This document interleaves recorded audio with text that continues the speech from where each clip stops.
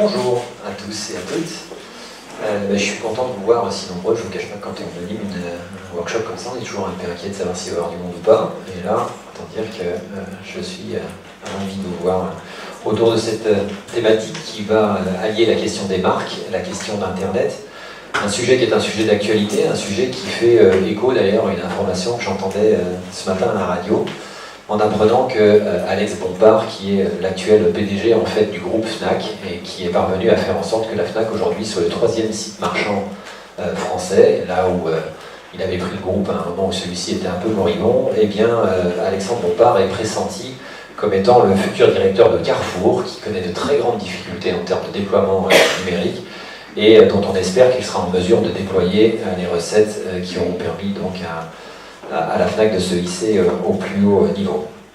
Voilà, qui confirme, s'il en était besoin, que le potentiel et les enjeux en fait, que présente aujourd'hui le web pour une entreprise, quelle que soit sa taille et quelle que soit sa nature, c'est-à-dire qu'il s'agisse d'une start-up numérique ou d'une société accédant, amorçant ce virage, comment dirais-je, numérique, tout le monde est concerné. 2 chiffres pour introduire le sujet qui sont fournis par l'Observatoire du numérique. 72% des entreprises interrogées affirment en fait que le succès de leur entreprise est très directement lié à la maîtrise de leur présence sur Internet. Et dans le même temps, 70% des Français confessent qu'en fait qu'ils utilisent Internet pour trouver en fait les produits qu'ils cherchent. Donc, que ce soit dans le but de se faire connaître, de lancer un nouveau produit, comment dirais-je, d'attirer de nouveaux prospects, etc. Il y a de multiples façons effectivement d'assurer sa présence sur Internet, entre les blogs, les forums, les sites Internet, et pour autant créer une identité digitale qui soit pertinente, être capable de la cultiver, de maîtriser sa e-réputation, de la défendre. On va voir que c'est quelque chose qui n'est pas toujours facile dans un environnement qui est celui d'Internet, qui est un environnement assez volatile finalement, et dans lequel d'aucuns croient encore qu'il s'agit d'une espèce de zone franche dans laquelle le droit finalement n'aurait plus sa place. Pour toutes ces raisons, il nous est donc apparu pertinent de mettre sur pied cet atelier et de tenter d'apporter des éléments de réponse à ceux qui se posent légitimement la question de savoir comment puis-je ancrer et défendre mon image de marque sur Internet. Alors pour nous accompagner sur le sujet, j'ai la chance d'avoir à mes côtés 3 spécialistes, chacun dans leur domaine. À ma gauche, Frédéric Bernier, qui est donc expert en stratégie de marque, fondateur d'un collectif d'un collectif de talents qui s'appelle Inno Pegasi, qui vous présentera dans quelques minutes. Et dans le cadre de son activité, Frédéric propose un certain nombre de prestations tournant autour de la question des marques, et notamment des prestations de naming, permettant à des opérateurs économiques en panne d'inspiration de trouver des noms qui soient des noms percutants, des noms porteurs de leur valeur, et qui vont constituer en fait le point de départ de cette projection, notamment sur Internet. Pas que, mais c'est la question qui va nous mobiliser aujourd'hui. À ma droite, René Barocco, fondateur et directeur d'une agence qui s'appelle l'Agence 404. Tiens, je me suis demandé pourquoi d'ailleurs c'est l'Agence 404, tu nous le diras peut-être, René. Est-ce que c'est erreur 404 comme HTTP erreur 404? Est-ce que c'est un lien ou, Donc, parce que tu t'es pas présenté. Pas encore, mais ça n'ira pas. Donc, le monsieur qui est à ma gauche, qui me demande d'où vient ma marque, c'est Dinpi. Merci. Donc, forcément, c'est une question qui nous mobilise pas mal. Donc, l'agence 404, qui est une agence de stratégie en web marketing, donc pour Pour, comment dirais-je, Renaud et son équipe, la marque et Internet, c'est essentiellement en fait un levier comment dirais-je, de développement, un levier de croissance, un levier de business, très clairement. Et il nous expliquera, au regard d'une expérience assez riche, quels sont les cas auxquels il est en pratique confronté et comment il le fait pour optimiser finalement, parce que c'est bien là l'objectif, la visibilité en fait, des marques de ses clients. Enfin, à ma droite, mais est-il encore à mon extrême droite, est-il nécessaire de le présenter, Pierre Langlais, éminent avocat spécialisé sur les questions de propriété industrielle, qui va être quelque part dans le rôle du sachant aujourd'hui, caution juridique des débats qu'on va avoir, et qui viendra nous apporter son éclairage de spécialiste et peut-être effectivement apporter un éclairage sur toutes les questions un petit peu nébuleuses qui parfois peuvent émerger lorsque le droit se heurte à Internet et parfois aux dérives d'Internet, puisque comme je vous le disais tout à l'heure, d'aucuns croient encore qu'il est possible d'y faire à peu près tout et n'importe quoi. Alors, avant de cultiver son identité, qui est une des thématiques qu'on va aborder, encore faut-il la créer, cette identité, et ça tombe plutôt bien, puisque, comme je le disais à l'instant, l'une des activités d'Ino Pegasi et de Frédéric consiste à trouver des noms pour ses clients. Alors, Frédéric, tu mets volontiers en avant, notamment sur ton site internet que j'ai compulsé en préparant cette intervention, 3 piliers fondamentaux en fait, dans la création d'un nom, que sont la créativité, le marketing et le juridique. Est-ce que tu pourrais nous présenter en fait Ino Pegasi et nous en dire un peu plus sur la démarche créative que tu mets en œuvre en matière de marque? Bonjour à tous, bonjour à toutes. Ino Pegasi en quelques mots, c'est un collectif de talents en stratégie de marque historiquement. Ça évolue en stratégie d'entreprise et en ce moment c'est en mutation puisqu'on va probablement plutôt devenir un think tank en fait. C'est en cours de réflexion. Mon idée initiale, c'était de m'entourer de personnes très talentueuses et très compétentes dans des univers d'activités extrêmement variés, voire très exotiques, pour hybrider leurs compétences avec mon sujet à moi qui est le marketing, et en particulier le marketing de la marque, qu'on appelle le branding. Voilà. Donc moi, je suis un constant formateur, conférencier en stratégie de marque, donc effectivement naming notamment. Et j'ai eu la chance de rencontrer Fabrice en fait quand je faisais mes études en graphisme, mon premier métier historique à une école à Angers. Et en fait, je suis tombé sous le charme de la propriété intellectuelle, et à tel point que 10 ans plus tard, j'avais déjà créé quelques dons. Comme j'aime bien structurer les choses, je me suis dit je vais peut-être essayer justement d'hybrider des choses que j'aime bien, la créativité, du marketing et du juridique pour avoir une méthode qui tient la route, et du coup je t'avais exposé. Donc cette méthode, je vais vous la partager. Elle n'est pas du tout, c'est pas du tout une science exacte. Ceci étant dit, je l'ai éprouvé maintenant pour une vingtaine de marques et elle fonctionne, on va dire, bien 9 fois sur 10 quoi. Voilà. Donc en gros, dans ma méthodologie, je prends le parti en fait de privilégier les axes créatifs et marketing avant l'axe juridique, c'est-à-dire que je préfère qu'on passe du temps à brainstormer, à être dans des stratégies divergentes puis convergentes en termes de créativité, pour plutôt se focaliser sur la raison d'être de l'entreprise, la raison d'être de la marque, sans se contraindre de toute antériorité juridique, et après on vérifie. Plutôt que d'avoir un pseudo-nom qui nous plaît bien, puis de commencer très vite à aller bricoler sur Internet et voir s'il est disponible et puis de le valider ou pas. Donc pour moi, la première étape, assez classique d'agence marketing communication, c'est un brief où on pose des questions classiques aux clients. Donc on se demande pourquoi l'entreprise existe, c'est quoi le rêve porté par le dirigeant, les dirigeants, quelle est la raison d'être de cette entreprise et quelle est sa valeur ajoutée exclusive et ce qui donne du contenu et de la raison d'être à la marque. Donc on fait travailler ensuite les équipes du côté client, on anime 1 ou 2 séances de créativité avec différents outils pour pondre au moins au bout de quelques heures 1 voire 2 noms qui, grâce à l'intelligence collective, nous paraissent assez opportuns. Suite à cela, nous, on continue le job à 1 ou à 2 ou à 3 pour proposer un livrable aux clients de façon très concrète, qui est une liste de 10 noms, qui n'a toujours pas été éprouvé sur le plan juridique, mais qui, a priori, colle à la culture d'entreprise, l'ADN, le message qu'on veut faire passer, l'identité et surtout la singularité que doit véhiculer cette marque. Sur ces 10 noms, je demande en fait aux clients ou à l'équipe projet chez le client de retenir 3 noms. Ces noms sont justifiés, sont expliqués. 3 noms sous forme de tiercé, c'est-à-dire voilà, le nom préféré numéro 1, puis un deuxième, puis un troisième. Alors pourquoi? Tout simplement pour anticiper en fait une réalité empirique que j'ai expérimentée et vous allez comprendre pourquoi. À ce stade, je vous passe les détails, mais on va dire que sur les 10 noms proposés, il y en a effectivement 3 qui plaisent. Ensuite, on va passer à la validation juridique.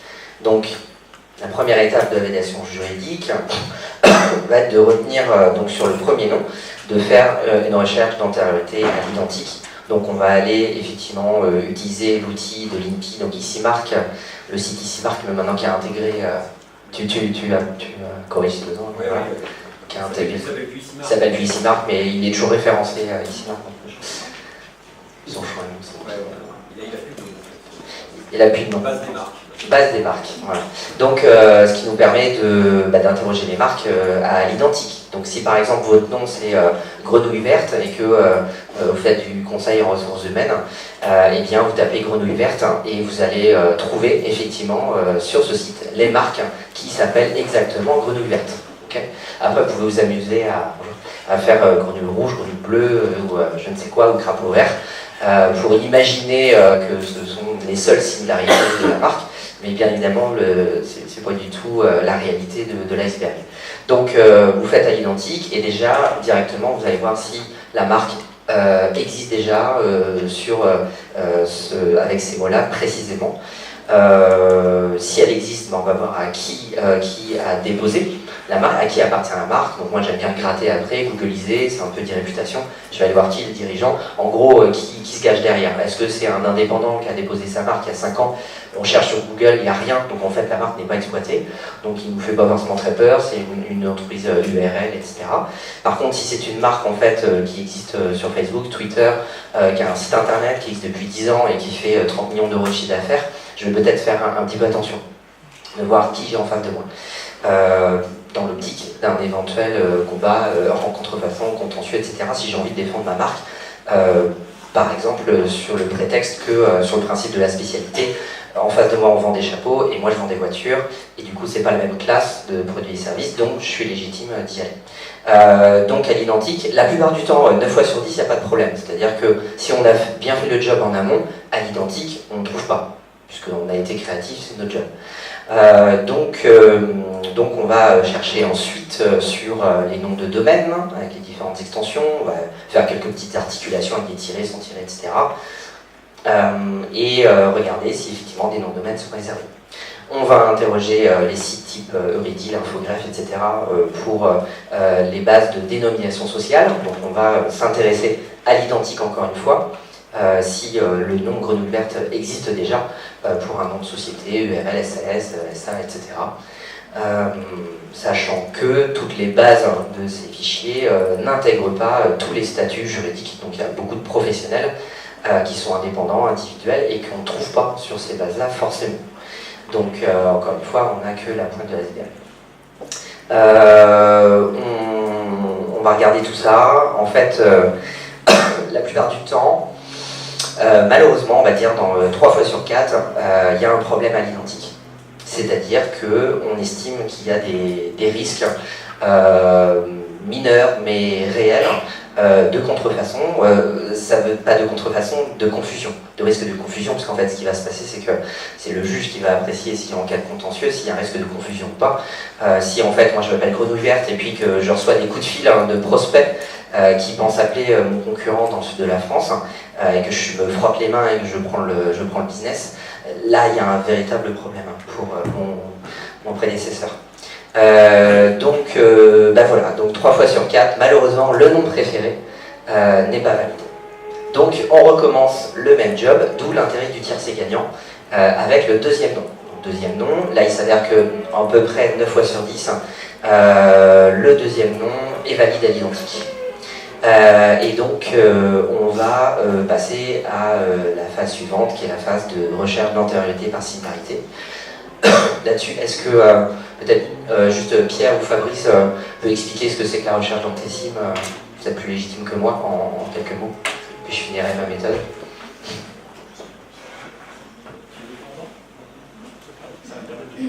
Donc, cet homme n'est pas que l'INPI, il s'appelle Fabrice Vier. Juste, effectivement, de similitude, la recherche de similitude, on va la faire à 3 niveaux. Au niveau phonétique, visuel et intellectuel. Exemple intellectuel, par exemple, c'est, il y a eu un dossier il y a quelques années, quelqu'un avait déposé la vache qui pleure pour du fromage. Donc effectivement, intellectuellement, on a un petit problème. Effectivement, ce qu'on renvoie, je dirais, à la même idée derrière, je dirais, donc on a une similarité intellectuelle. La similarité phonétique, je dirais, c'est très simple. On épelle le mot. Si phonétiquement on arrive au même son, finalement, je dirais, on va avoir quelque chose qui va être identique phonétiquement. Après, on va regarder dans la marque. Par exemple, je prends un exemple concret. Comopra. C'est un nom vraiment stupide. Comopra. K-O-M-A-P-R-A. D'accord ? Et une autre marque qui existe, qui s'appellerait Comopro, par exemple. C-O-M-O-P-R-O. Donc je dirais visuellement, on va se dire Comopro, Comopra, bon, il y a quelques écarts, il y a un K au démarrage, effectivement de la première marque. Le K, c'est une lettre très significative, donc on pourrait dire éventuellement qu'il n'y a pas, je dirais que il y a des similitudes, mais qu'elles ne sont pas si importantes que ça. Sauf que le consommateur, quand il va prononcer Comopra, Comopro, finalement que ce soit un K ou un C, ça ne va pas changer grand-chose pour lui. Donc là, on va avoir une similitude, je dirais, phonétique à ce niveau-là. Voilà, donc c'est vraiment, il faut faire attention à ces éléments-là. Visuellement, ça va être la même approche derrière. Donc c'est une appréciation qui est finalement un petit peu fine, et finalement, on peut se faire piéger parfois par des marques où visuellement on les voit, et on se dit, il n'y a pas de problème, et il ne faut vraiment pas oublier la phonétique et le côté intellectuel derrière. Juste préciser au passage que l'INPI n'est pas le garant de la disponibilité que vous allez, du nom par exemple, que vous allez déposer à titre de marque. D'aucuns se préfigurent que l'INPI va vous prévenir si d'aventure le nom que vous souhaitez adopter s'avérait trop près, voire identique à un nom existant. Ça ne compte pas parmi les missions de l'INPI. Comme je dis souvent à mes clients, demain vous venez déposer la marque Renault pour des voitures, on n'a absolument pas le droit de vous interdire de le faire. Enfin, c'est pas moi en tant que juriste à l'INPI qui vais vous en empêcher. Il est vraisemblable que l'avocat de Renault s'en charge à ma place, mais ce ne sera pas mon job. D'où l'intérêt en amont pour vous de faire cette recherche. Donc, pas de signes identiques utilisés dans la liste des affaires, pas de signes similaires aux vôtres, en apportant peut-être juste une précision, et je redonne le micro à mon voisin, c'est que se pose aussi la question des produits et des services visés par les uns et les autres. Si je me rends compte qu'un nom identique au mien existe, mais pour des activités différentes des miennes, gardez à l'esprit l'exemple de Montblanc pour des crèmes dessert ou des crayons, ou de la marque Obad pour de la robinetterie ou de la lingerie féminine, ces marques-là, en fait, peuvent coexister parce qu'elles désignent des produits qui sont différents. Et ça, c'est un paramètre qui rentre en compte dans l'analyse, en fait, de disponibilité. Donc, à ce stade-là, en fait, moi, idéalement, j'ai recours à un cabinet d'avocats, conseil en propriété intellectuelle, parce que on ne s'improvise pas juriste, on ne s'improvise pas expert en pays, et c'est souvent l'écueil de beaucoup d'entrepreneurs et de dirigeants qui pensent que c'est finalement un exercice assez simple, et d'ailleurs qui font souvent la confusion entre une recherche d'antériorité à l'identique et une recherche d'antériorité par similarité, qui est une prestation de l'INPI qui s'achète, qui est une taxe, coûte entre 50 et 100 euros. Pour les 3 glaces, c'est 80 euros pour justement 3 classes de produits et services. Donc il y a ce qu'on appelle la classification de Nice. Vous avez plusieurs dizaines de classifications d'activités. D'ailleurs, moi ça fait quelques années que je dis que ça serait bien de la mettre à jour, cette classification, parce qu'on a énormément d'absurdités avec beaucoup de choses, des grands écarts. Thermoélectrique, c'est très 21e siècle. Mais au-delà des mots, c'est dans une même activité, on a des torchons et des serviettes, quoi, dans les mêmes classes. Donc voilà, faut regarder cela. Et on a les GAS, donc quand on paye donc c'est 80 euros de taxe INPI, vous avez également accès à 3 GAS, donc qui sont les groupements d'activités similaires, qui sont ici, là on va interroger la base des dénominations sociales. Et donc il y a un logiciel, des algorithmes qui font que ça va ressortir là des similarités comme on disait, sur le plan, alors là, pas visuel, hein, à ma connaissance, mais phonétique, linguistique et intellectuel. Et donc en général, moi ce que j'ai pu observer, c'est qu'on a sur l'un comme sur l'autre, on va en avoir entre 500 et 2000 occurrences à analyser. En moyenne, c'est toujours ce que j'ai pu observer, je sais pas si entre 500 et 2000 en général. Donc ça, il faut l'éplucher. Donc c'est effectivement un avocat, conseiller juriste pays qui va faire ce job et qui va faire un travail approfondi et identifier les risques en présence. Bien évidemment, une fois qu'on a identifié les risques en présence, on va gratter derrière, comme je le disais tout à l'heure. Par rapport à mon expérience, à ce stade, 3 fois sur 4, ça passe. Statistiquement, c'est mes stats perso. 3 fois sur 4, ça passe. 1 fois sur 4, ça passe pas. Donc ça veut dire que là, on dit merde, le premier nom passait pas à l'identique. Le deuxième, il y va et il passe pas par similarité. Eh ben, on est obligé de se retaper tout le circuit depuis zéro. Bah ouais. Donc l'importance d'avoir un troisième nom validé en amont pour pas refaire le job de créativité, parce que là c'est encore pire, on aura l'impression de repartir encore plus en arrière. Donc voilà, c'est pas simple de réunir tout le monde de façon très concrète, hein, quand on est une entreprise. Si on demande au directeur marketing, directeur RH, bureau d'études, dirigeants, tout ça, et qu'on leur demande 3 heures de leur temps, tout ça, ça a un coût pour l'entreprise, donc autant faire une bonne fois pour toutes. Alors, si on se rattache à Internet, qui est le sujet qui nous préoccupe aujourd'hui, donc je m'excuse, je t'ai pas laissé conclure, mais si le nom est disponible, l'idée, j'imagine, le conseil que tu donnes à tes clients, c'est de déposer à titre de marque en fait, auprès de l'INPI.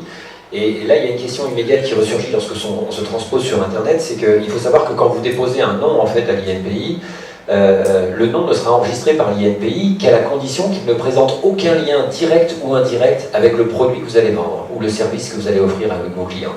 Je veux dire par là que la tendance classique de celui qui dépose une marque ou de celui qui cherche notamment un nom qui est supposé être son futur nom de domaine, c'est de choisir un terme signifiant vis-à-vis de son activité. Vous vendez des bacs réalisés en plastique écologique, vous allez appeler la marque Bac Eco. Or, il faut savoir que juridiquement, l'INPI n'enregistrera votre marque qu'à la condition qu'il n'y ait aucun lien du tout entre votre nom et votre produit.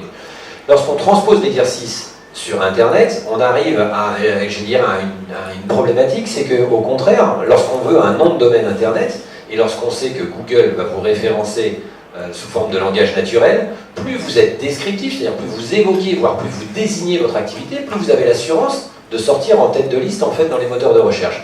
Donc il y a une espèce d'antagonisme intrinsèque entre le fait de vouloir choisir un nom signifiant pour être bien placé sur Internet, mais qui n'aura aucune chance d'être enregistré dans un deuxième temps en tant que marque auprès de l'INPI, parce que l'INPI va vous dire, mais attendez, vous avez un site internet qui s'appelle salon-international-du-chiot.fr, quand vous allez essayer de déposer la marque Salon International du Chiot, pour faire quoi? Évidemment, pas pour vendre des tomates bio, on sans doute pour organiser un Salon International du Chiot, l'INPI va vous dire c'est un terme générique, c'est pas enregistrable. Alors la question que je te pose, Frédéric, c'est comment tu gères cet antagonisme quoi, avec un client qui est justement dans cette logique numérique.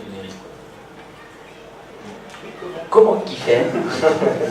Attendez, j'ai poney aquatique, là je dois partir. Donc comment je fais? C'est tout l'intérêt d'avoir des gens comme l'agence 404 Web Marketing. Pour moi, le point de départ essentiel, c'est que je préfère avoir l'esprit le plus ouvert possible et ne pas me contraindre. Donc, comme je disais tout à l'heure, le point de départ, le plus important, c'est que le nom soit validé sur le plan créatif et marketing. Donc ça, c'est l'essentiel. Donc comment je jongle? Déjà, pour moi, il y a 2 bonnes raisons de s'appeler Grenouille Verte, plutôt que cabinet de conseil RH.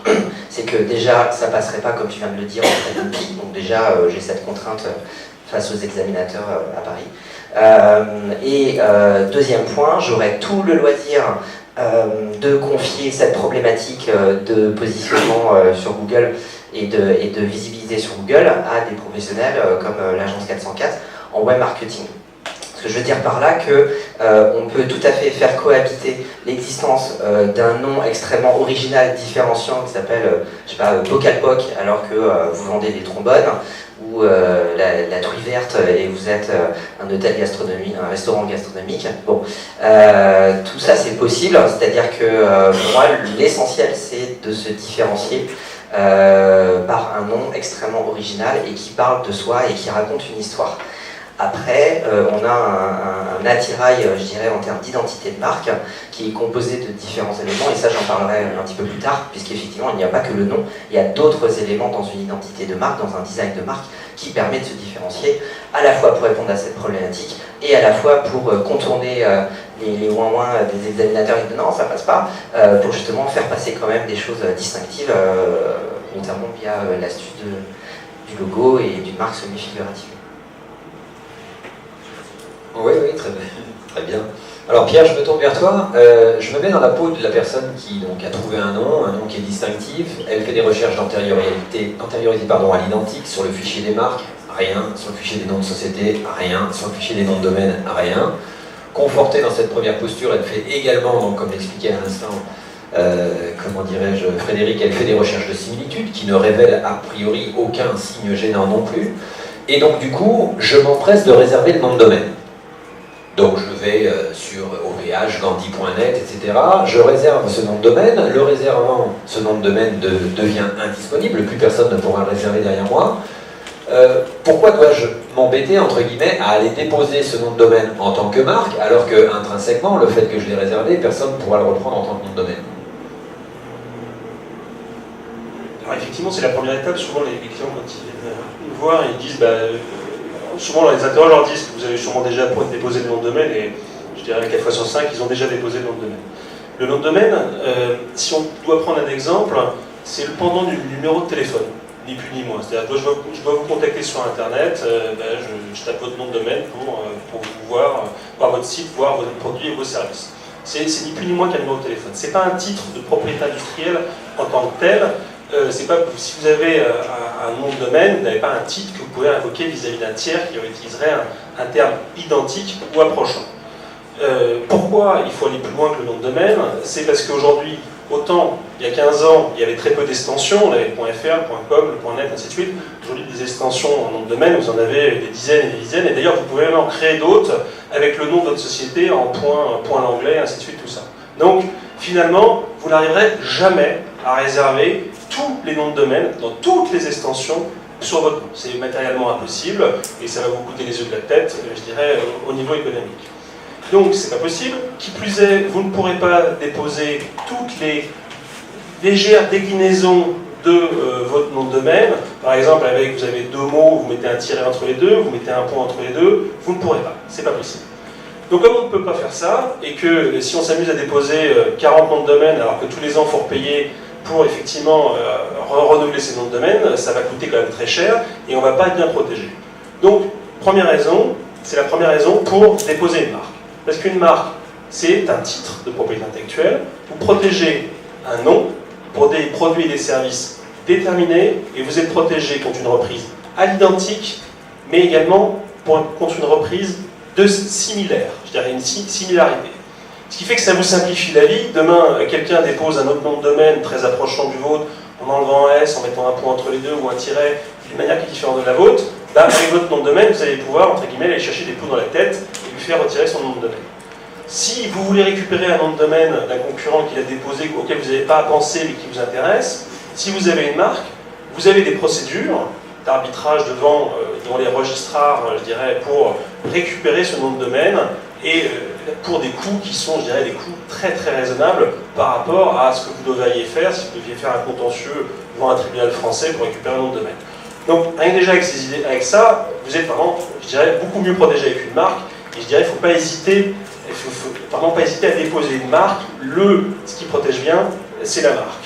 Après, le nom de domaine, je déborde peut-être un peu, protège aussi un peu. À partir du moment où vous avez exploité un nom de domaine pour une activité donnée, on va considérer que vous avez capitalisé sur ce nom par rapport à cette activité. Donc, si demain quelqu'un utilise un nom qui est approchant ou identique sur Internet, vous pourrez, en démontrant que vous avez utilisé votre nom de domaine, tenter de l'embêter derrière. Sauf que si vous avez une marque, c'est beaucoup plus simple. Vous avez un signe pour des produits et services déterminés, et il n'y a pas de problème probatoire, et c'est beaucoup plus simple à gérer derrière. Alors, on s'est beaucoup interrogé à propos du statut du nom de domaine, et la question s'est notamment posée lorsque j'avais jeté mon dévolu sur un nom.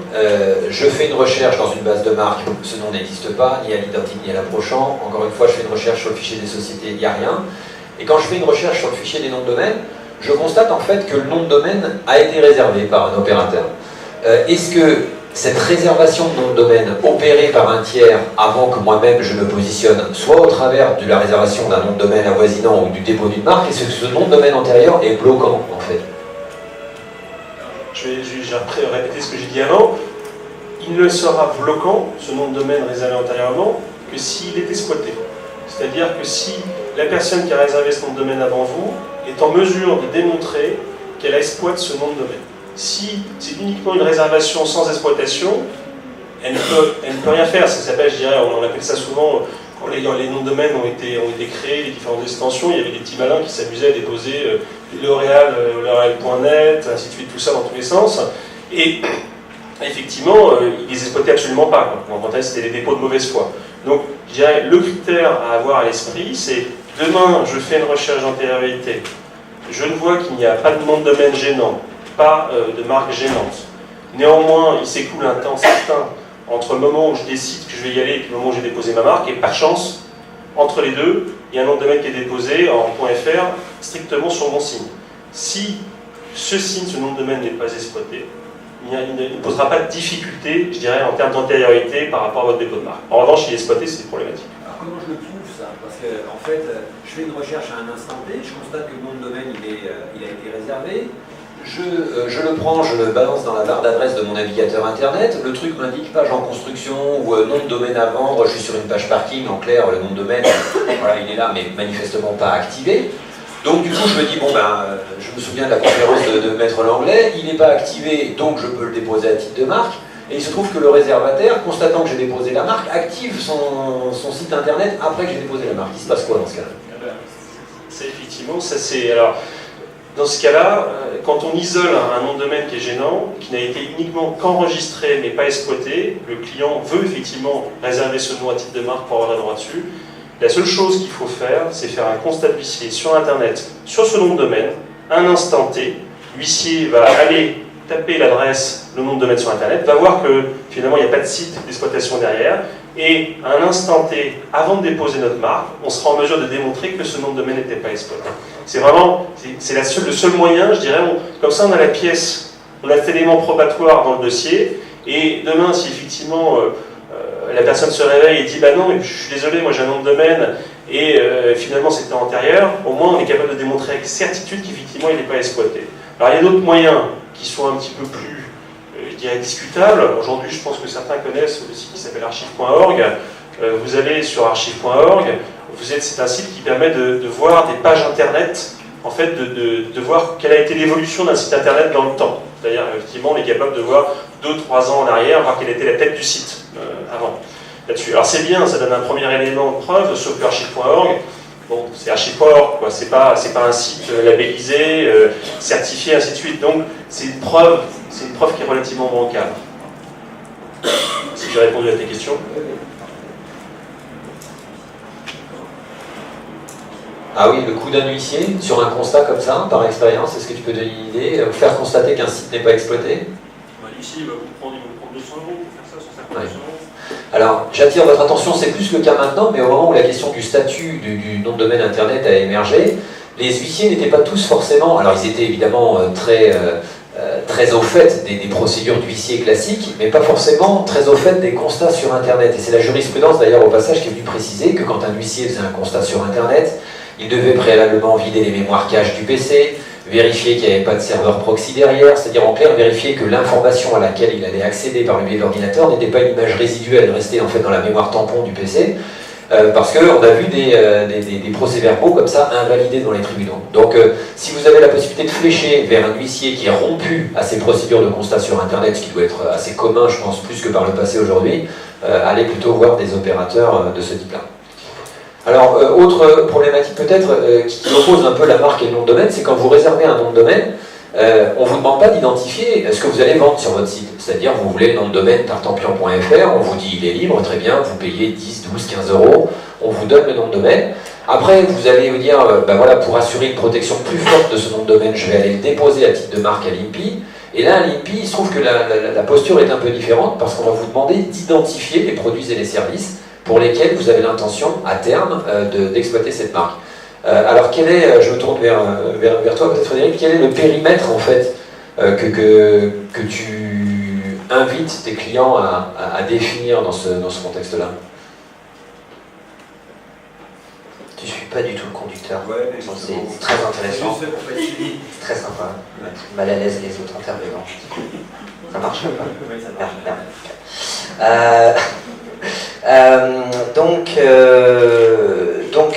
En fait, ça me permet de conclure sur la méthodo. Et effectivement, oui, c'est un dépôt de marque. Bah oui, bien sûr. Donc une fois que c'est OK sur les recherches d'antécime et qu'il n'y a pas de risque en présence, il y a un dépôt. Et justement, c'est à ce niveau-là que moi, je fais un travail avec potentiellement le juriste, justement, le cabinet de conseil en pays, de personnalisation, de rédaction des classes de produits et services. Donc comme en amont, pour faire ces recherches d'antériorité par similarité, il a fallu au préalable identifier les 3 classes de produits et services, du coup, le travail qui est intéressant, c'est d'aller identifier ces concurrents ou les acteurs économiques qui sont dans le même univers et d'aller voir comment eux, ils ont fait leur dépôt de marque. Alors bien évidemment, 9 fois sur 10, ils le font mal. Donc soit en fait, ils font un copier-coller de l'intégralité, t'es bien habitué des classes de la rédaction de la classification de Nice. Donc c'est ce qui est complètement stupide en fait. C'est-à-dire que si vous vendez des chaussures et puis que dans la même classe, vous pouvez avoir des activités de vétérinaire, c'est complètement stupide de mettre vétérinaire. Vous prenez le risque de vous déclasser, ça ne sert pas à grand chose. Et surtout, dans l'autre sens, vous avez des fois des personnes qui au contraire vont juste mettre quelques mots-clés et ne pas anticiper les activités à venir. Donc le travail que moi je conseille de faire, c'est de faire un benchmark, un comparatif, donc d'aller étudier la rédaction des dépôts de marque, donc chez les confrères et les concurrents, et par chance de repérer ceux qui ont fait appel à justement un avocat, un cabinet pour la personnalisation. Ça se voit tout de suite, c'est-à-dire que c'est pas un copier-coller de la classification de Nice. Il y a une personnalisation et il y a une prise de risque qui est faite au niveau de la verbalisation des activités, prise de risque dans le sens où, puisqu'on s'éloigne de ce qui est proposé par défaut par la classification de Nice, les examinateurs de l'INPI vont devoir dire oui, vous êtes juste ou pas, vous êtes bien dans la bonne case et vous avez bien le droit d'écrire ça. Ça vient alimenter, ça va apporter de l'eau au moulin et c'est très intéressant. Et il y a un travail évidemment final qui est d'anticiper, et là c'est la stratégie d'entreprise, d'anticiper le champ des possibles jusqu'à éventuellement choisir une classe ou deux autres supplémentaires en anticipant les activités. Si par exemple vous êtes un centre de formation en ressources humaines, mais que vous savez que demain vous voulez aussi proposer de la formation en maçonnerie par exemple, il est peut-être opportun de se questionner. Bon, c'est peut-être pas un bon exemple, mais si on vend des chaussures et que demain on va aussi peut-être vendre du mobilier, c'est pas peut-être pas la même classe, donc peut-être qu'on peut anticiper. Donc voilà, je peux ça répondre à la question. Voilà, premier. Si je me projette sur Internet, c'est peut-être avec la volonté en fait de conquérir de nouveaux marchés, notamment des marchés étrangers, après avoir réservé ce nom de domaine Internet, après l'avoir déposé en tant que marque auprès de l'INPI, il y a une question qui va se poser, c'est la question du dimensionnement géographique de ma protection. C'est-à-dire quand je dépose une marque française, je ne suis protégé qu'en France.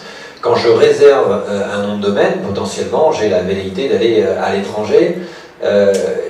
Pierre, quel périmètre tu préconises en fait de donner à cette marque française, enfin au départ la marque française est purement française, je veux dire, mais est-ce que tu conseilles à tes clients d'aller au-delà de ça? Alors, il y a déjà le premier sujet, c'est déjà quand on dépose en France, le coût est raisonnable quand on dépose une marque en France. À partir du moment où effectivement vous voulez être protégé sur d'autres territoires, parce que votre site internet, vous allez être amené à vendre des services et des produits en dehors de France, il faut nécessairement se poser la question de la protection sur vos autres territoires de vente, la protection de votre marque. Alors une fois qu'on a dit ça, c'est bien, on se dit effectivement je vais me protéger dans la terre entière, sauf qu'on va vite se heurter au coût. Voilà. C'est simple, c'est que souvent les clients disent bah oui, mais je m'intéresse à tel territoire, ainsi de suite, donc une liste à la Prévert. Moi je les préviens souvent, je leur envoie un listing de tous les pays en fait, et je leur dis cochez-moi les pays qui vous intéressent pour éventuellement être protégés. Quels sont vos marchés de commercialisation? Avant qu'ils s'amusent clairement à cocher quasiment 80% des cases, je leur dis, qui n'est pas le malentendu, si vous me cochez 80% des pays, je vais vous faire un devis, vous allez vous effondrer de votre chaise quand vous allez recevoir le devis en termes de coût de dépôt de marque. Donc, premier réflexe, c'est de se dire, quels sont surtout mes territoires principaux de commercialisation demain? dire. Alors, de manière pratico-pratique, aujourd'hui, moi mes clients, quand ils partent à l'international, ils vont s'intéresser au Canada, aux États-Unis, à l'Europe, au Japon et éventuellement à la Russie. Ils ont d'autres pays de commercialisation. Si effectivement ils ont les moyens de pouvoir étendre, je dirais, leur marque dans les autres pays, tant mieux là-dessus. Mais je crois qu'il faut essayer de calibrer un petit peu sa protection à hauteur, de manière pragmatique, vraiment sur les pays qui vous ont des marchés principaux. Je dirais, on ne peut pas tout faire, ça n'existe pas. Juste peut-être une précision, ce n'était pas dans la question, mais à partir du moment où vous déposez en France, vous bénéficiez d'une période de 6 mois. Pendant 6 mois, vous pouvez aller déposer dans un autre pays membre d'une convention qui s'appelle la Convention du Monde de Paris, bon, pratiquement c'est tous les pays du monde, et pendant 6 mois, vous bénéficiez d'antériorité de date du dépôt français, ce qui veut dire que vous avez 6 mois pour réfléchir à est-ce que je vais me protéger des États-Unis, est-ce que je vais me protéger au Canada, et pendant 6 mois, vous gardez cette date d'antériorité. Donc ça, il faut l'avoir en tête. En revanche, il faut l'avoir en tête parce qu'une fois que les 6 mois sont passés, tout dépôt qui est intervenu entre votre date de dépôt prioritaire français et votre dépôt postérieur à 6 mois, tous ces dépôts-là vous seront opposés dans le cadre d'un examen devant l'office concerné.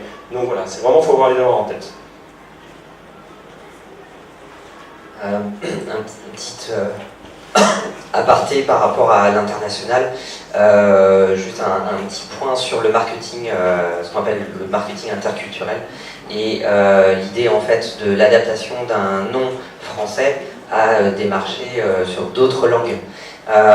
J'ai l'exemple il y a très longtemps d'un client en fait qui était une agence de voyage qui s'appelait Octopia, une niche en fait du voyage en 2 pour 1 pour des seniors, et en fait il voulait s'exporter en Italie, et donc il avait rien fait correctement au niveau de la marque, donc il se faisait attaquer, changer de nom tout le temps, puis après pour l'Italie il exporte Octopia en Italie, et en fait il se rend compte que ça marche pas du tout. Il a mis 1 an pour se rendre compte qu'il y a un client qui a eu la gentillesse de lui rappeler un truc, c'est que en Italie, la mafia est représentée par un symbole fort qui est la pieuvre.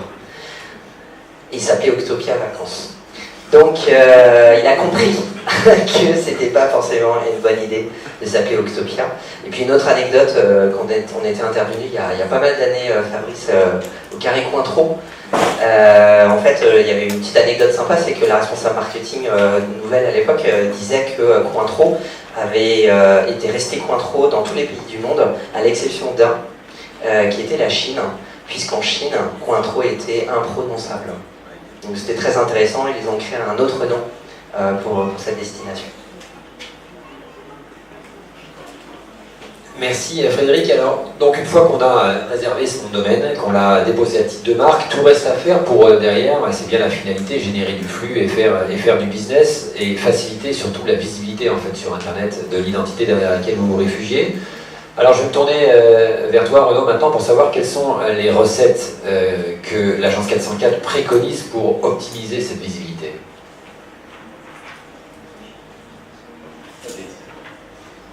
Juste pour information, ils ont peur de moi parce qu'ils ont peur que je dise des bêtises. Alors j'ai pas pris la parole depuis tout à l'heure, mais je boue intérieurement, et c'est pas que à cause de la chaleur. Parce que les gars, c'est bien ce que vous faites, hein, c'est super. Pour répondre à ta question, j'ai des clients qui me disent moi je veux améliorer le business maintenant, moi je vends des tableaux blancs, donc tu vas me développer tableaublanc.com, tu vas me récupérer un maximum de trafic et je vais faire du business dessus. J'ai pas le droit de dire ça. Si, c'est la question. Ok. Bon. Donc pour remettre tout ça dans le contexte, pour répondre à ta question, le métier de l'agence 404 aujourd'hui, c'est de faire ce qu'on appelle de la stratégie digitale. Le terme est un petit peu pompeux, mais en gros, utiliser le digital, utiliser les flous artistiques du digital, les flous juridiques du digital, utiliser les flous de marque du digital, ça m'arrive aussi, pour faire en sorte de faire croître votre business. Les problématiques qu'on vient d'évoquer, pour alimenter le débat, je vous le dis sciemment, j'ai un peu tendance soit à m'asseoir dessus, soit à en profiter quand, je vous dis des choses telles qu'elles sont, pardon, mais on est là pour apprendre des choses. Ça m'oppose à mes camarades, mais on va peut-être voir qu'il faudrait tout faire ensemble. Tu veux couper le micro, Mais effectivement, voilà, j'ai tendance soit pas trop y réfléchir, parce qu'on veut du résultat rapide et concret, et que très souvent, il y a déjà de l'existant. Souvent, moi, je suis contacté par des gens qui me disent, voilà, j'ai un site web, mais il ne marche pas. Donc les problématiques de site web, de nom de domaine, machin, il faut que je fasse avec. Alors évidemment, il y a le cas des startups, qui effectivement n'ont rien, et peuvent démarrer d'une feuille blanche. Sauf que c'est très rare d'avoir quelqu'un qui vient me voir en disant « Je n'ai pas encore déposé ma boîte, je n'ai pas encore créé mon entreprise, je n'ai pas encore réfléchi avec Frédéric. Qu'est-ce qu'on peut faire en web marketing demain ?» Ça m'arrive quasiment jamais. J'aimerais bien, hein, j'aimerais bien. J'aimerais bien aborder des dossiers qui sont tout frais, qui sont blindés juridiquement, et pouvoir m'amuser en termes de marketing sans avoir clairement de bâton dans les roues au niveau de la communication, de la stratégie de marque. Voilà, je vous le dis comme je le pense. Mais mon métier à moi, c'est celui-là, c'est de développer l'activité des entreprises, donc très souvent avec un existant, parfois très petit, parfois énorme, mais avec un existant digital. Et d'ailleurs, j'ai beaucoup de cas à problème dans cet ordre d'idées-là. Donc ça, c'est le métier de 404, et le métier de 404, on l'a divisé chez nous en 4 pôles. Alors je vous l'ai fait très rapidement, c'est pas pour vous vendre ma sauce, mais c'est pour vous dire qu'en fait, on n'a qu'une bonne méthode d'aborder les sujets de développement d'une activité via le digital. Après, on est peut-être crétin, mais on n'a trouvé qu'une seule méthode qui se décline en 4 phases.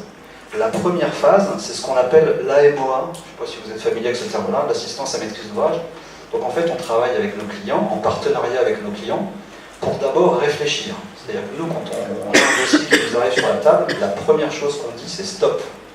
Arrêtez tout, on réfléchit d'abord. Pourquoi ? Parce que très souvent, dans le digital, on se lance et on ne prend pas le temps de réfléchir. Je me trompe ? Et après on se dit « Ah merde, j'ai un problème les amis !» Ah merde, j'aurais dû faire les choses autrement. » Et ça coûte vachement cher de détricoter les trucs pour les refaire dans le bon sens. Donc chez 404, après j'ai des petits collègues qui sont bien avisés de faire la même chose, la première chose qu'on dit c'est « Stop, on réfléchit. Quel est votre business ? Qu'est-ce que vous voulez vendre ? Où est-ce que vous voulez le vendre ? Comment vous voulez développer votre offre ? C'est qui votre cible à la fin ? À qui vous parlez ? Peut-être qu'à votre cible, il faut lui parler de sa problématique à elle. Et pas forcément de votre marque à vous. Vous voyez ce que je veux dire ? Donc ouais, je suis vraiment je suis bête et méchant, mais je suis marketing moi. Donc moi j'essaye de rencontrer la cible. Donc c'est qui votre cible ? Votre cible, qu'est-ce qu'elle tape dans Google ? Le nom de votre concurrent ? Qu'est-ce qu'elle tape dans Google ? Qu'est-ce qui ressort en AdWords ? Qu'est-ce qu'elle va chercher sur Facebook ? Quoi ? Il y a déjà un compte Facebook qui est réservé, qui n'est pas le vôtre. Blagounette qui arrive plus souvent qu'on ne le croit, etc. Bref, on réfléchit d'abord à tout ça. Votre cible, elle fait quoi ? Elle va sur quel vecteur sur Internet ? Elle va y chercher quoi ? Et en fait, mon boulot à moi, le plus facile, c'est de faire, une fois que j'ai fait de l'assistance à maîtrise d'ouvrage, cette stratégie, c'est de faire ce qu'on appelle donc la maîtrise d'œuvre, c'est d'appliquer, trait pour trait, ce qu'on aura défini dans la stratégie digitale juste avant. Vous me suivez jusque-là ? Donc j'ai identifié que ma cible, pour chercher des tableaux blancs, elle va aller sur Facebook pour demander à ses potes s'ils n'ont pas acheté un tableau blanc magique parce qu'il était vachement bien celui qu'on a vu chez toi la dernière fois. Ou alors ils vont dans Google et ils tapent tableau blanc.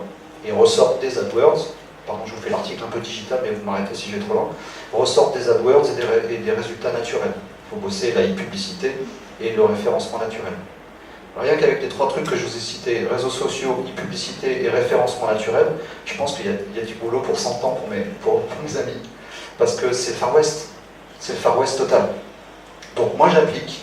Je ne pense qu'à une chose, c'est de dire web marketing, je veux capter les gens qui tapent grenouille verte, mais aussi ceux qui tapent grenouille rouge, ceux qui vont taper Google en oubliant un O, ou ceux qui vont taper Google en rajoutant un O. Enfin, Google est un mauvais exemple, ils sont blindés là-dessus, ne vous inquiétez pas. Mais vous voyez ce que je veux dire ? Si je suis l'agence 404, et je vais m'amuser à ressortir quand on tape agence 405 par exemple, ou agence 444, ou agence 44.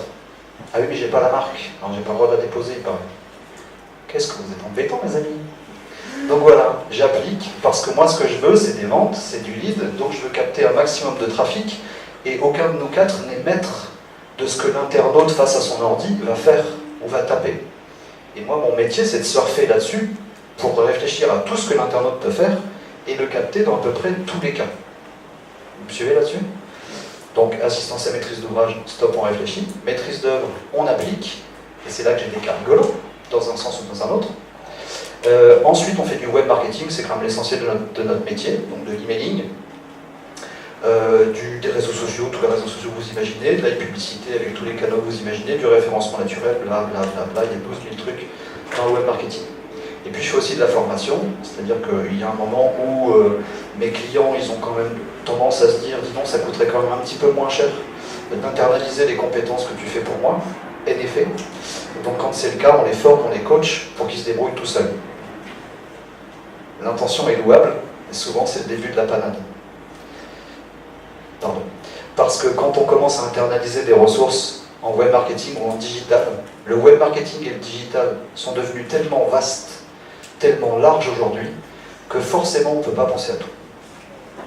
Et notamment, pardon, je fais peut-être un peu le raccord sur ce dont on va parler ensuite, notamment sur tous ces risques que peuvent présenter la protection ou la mauvaise protection de marque, et aussi toutes les roublardises, alors certains parlent de black hat, mais on peut imaginer plein d'autres choses, toutes les roublardises qui marchent, donc qui font envie, que vous pourriez être amené à vouloir mettre en place.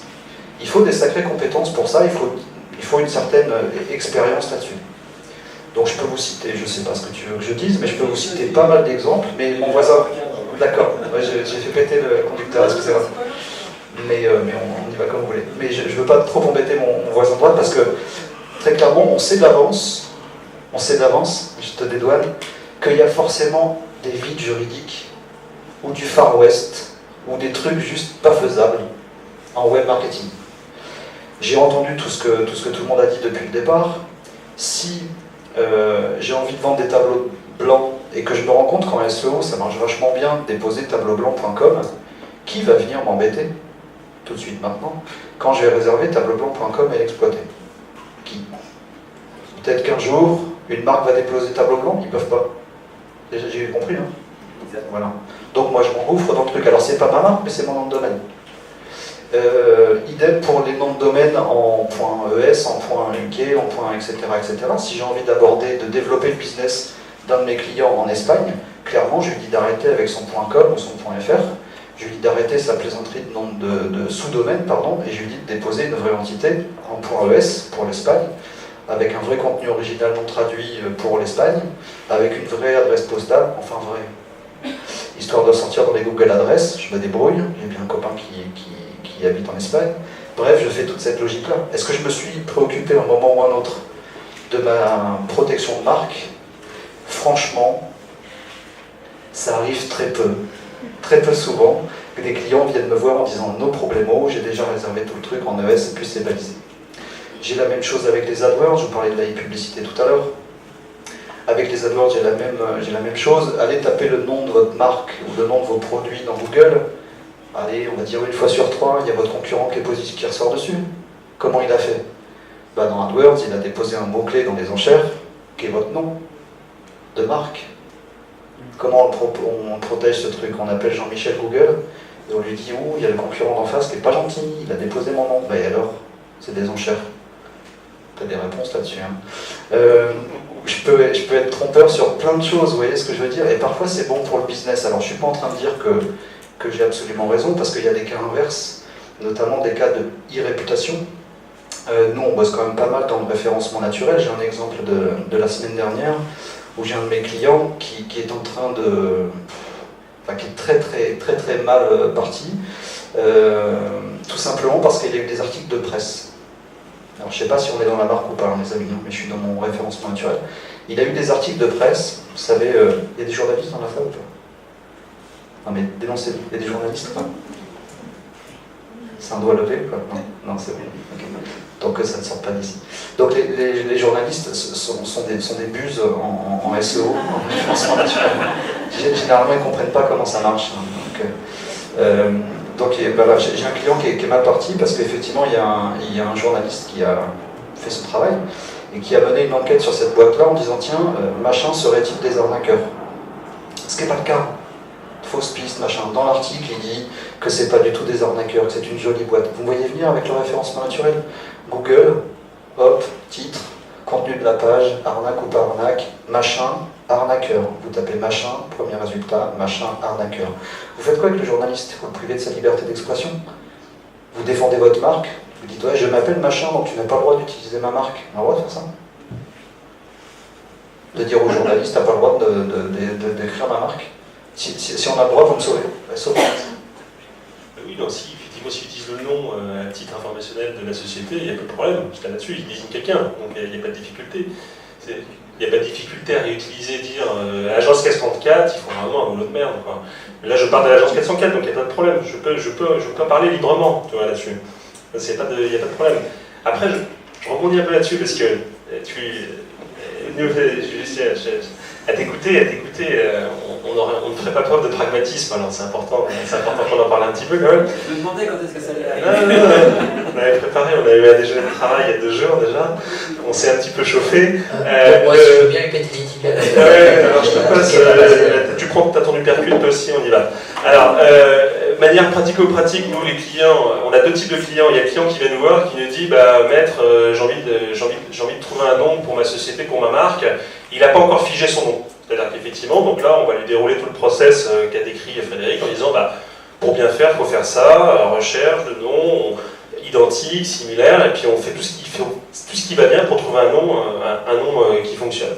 Ça, c'est le premier cas. Ça, c'est, entre guillemets, le meilleur des mondes. Le meilleur des mondes, on l'avertit sur le fait qu'une marque est très générique, très descriptive, que c'est mieux d'éviter parce que on construit un peu sur du sable. Entre guillemets, là-dessus, c'est bien, mais on ne peut pas empêcher tout le monde, n'importe qui d'utiliser. Je ne peux pas empêcher quelqu'un d'utiliser aspirateur pour vendre des aspirateurs, quoi, ni plus ni moins. C'est le premier cas. Deuxième cas, on a le client qui vient nous voir, qui a en fait déjà choisi son nom, qui a déjà déposé sa marque, et qui a déjà une activité là-dessus. Il vient nous voir parce que finalement, il se rend bien compte, parce que les gens ne sont pas idiots, que finalement, déposer mon aspirateur pour vendre des aspirateurs, que c'est pas super distinctif et que potentiellement il va avoir un problème concurrentiel qu'il n'a pas ou qu'il va avoir. Nous, notre rôle, c'est pas lui dire écoutez, non, mais c'est votre nom, il est nul, vous êtes gentil, vous changez de nom et puis on se revoit quand vous avez pris une décision intelligente. Non, c'est pas comme ça que ça marche. On va lui dire écoutez, aujourd'hui vous avez capitalisé sur mon aspirateur, c'est votre business, on va pas non plus du jour au lendemain faire château de cartes, on casse tout, et puis vous avez, entre guillemets, construit une image de marque sur un nom qui est très descriptif. Ce vers quoi on va l'aider, lui dire, essayez de trouver un plan B, pour si demain la maison commence à brûler, en disant, écoutez, est-ce que dans votre tête, peut-être pensez, votre nom, votre signe de reconnaissance, c'est ce nom-là, qui est mon aspirateur, mais finalement vous êtes peut-être aussi connu sous une abréviation qui pour le coup serait distinctive, et vous pouvez avoir intérêt, entre guillemets, à capitaliser, je dirais, une protection sur un terme pour lequel vous êtes également connu là-dessus. Ce qui fait que demain, quand mon aspirateur va tomber parce que la concurrence va être terrible et que tout le monde, évidemment, va se mettre à utiliser mes aspirateurs, ainsi de suite, tout ça, vous aurez une proposition, quelque chose en backup derrière pour vous basculer sur un nouveau nom au niveau juridique là-dessus.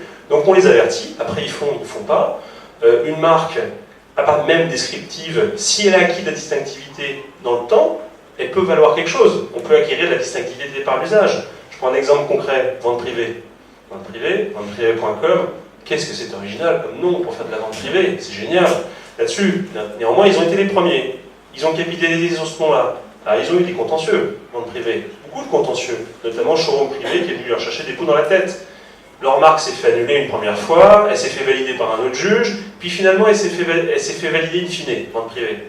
Sauf qu'aujourd'hui, vente privée, la protection qu'ils ont, alors leur marque n'est pas annulée, mais ils ne peuvent empêcher des tiers d'utiliser que vente privée. Donc demain j'utilise vente privée IMO, vente privée de sac, il n'y a pas de problème. Donc ils ont une protection qui est très limitée par rapport à ça. Donc voilà, on n'est pas là pour bloquer, on a des moyens, on peut effectivement, il y a la concurrence déloyale, demain vous développez un site Mon Aspirateur qui fait que vous êtes le roi de l'aspirateur, néanmoins c'est vous qui avez été le leader dans la vente d'aspirateurs, quand on pense aspirateur, on pense Mon Aspirateur, légitimement, quelqu'un utilise mesaspirateurs.com, vous pouvez légitimement dire qu'il fait une sorte de parasitisme qui se met dans votre sillage. Après, vous savez que potentiellement, on peut vous dire, non, vous êtes gentil, vous ne pouvez pas utiliser un nom qui est générique, mais il y a des biais.